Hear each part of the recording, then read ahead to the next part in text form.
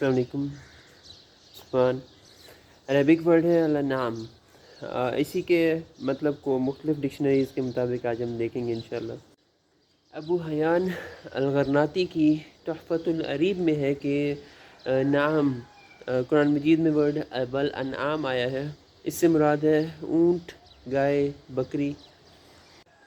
اسی طرح حضرت عبداللہ بن عباس رضی اللہ تعالیٰ عنہ کی غریب القرآن فی شعر العرب میں ہے کہ حضرت عبداللہ بن عباس رضی اللہ تعالیٰ عنہ سے جب پوچھا گیا کہ احلت لکم بہیمۃ الانعام، سورہ المائدہ کی پہلی آیت میں ہی یہ بات ہو رہی ہے، تو اس میں انعام سے کیا مراد ہے؟ تو انہوں نے فرمایا کہ اس سے مراد ہے اونٹ، گائے اور بکری. ابن منظور لسان العرب میں لکھتے ہیں کہ انعام سے مراد وہ مال ہے جو چراگاہ میں چرتا ہے، یعنی مویشی، اور اس کی جمع ہے الانعام. ابن تستری المذکر والمؤنث میں لکھتے ہیں کہ انعام مذکر ہے اور جو جمع ہے الانعام وہ مؤنث ہے اور اس کی مذکر سننے میں نہیں آئی. جبکہ ابن منظور لسان العرب میں لکھتے ہیں کہ الانعام مذکر اور مؤنث دونوں طرح سے استعمال ہوتا ہے، کیونکہ قرآن مجید میں جیسے کہ قرآن مجید میں آیا ہے، ایک جگہ آیا ہے مما فی بطونہ اور ایک جگہ ہے بطونہا.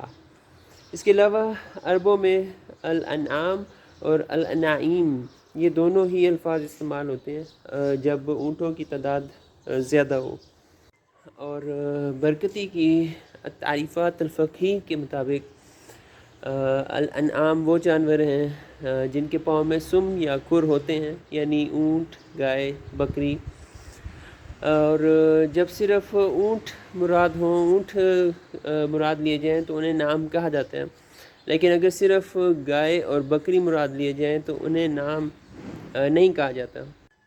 ایک اور چیز بھی آپ لوگوں نے دھیان میں رکھنی ہے کہ اگر الانعام ہے یعنی زیر کے ساتھ، تو اس کا یہ مطلب بھی ہو سکتا ہے کہ بادشاہ کی طرف سے دی جانے والی زمین. تو عربی زبان میں زبر اور زیر کا فرق صرف آواز کا فرق نہیں پیدا کرتا بلکہ معنی کا فرق بھی پیدا کر سکتا ہے.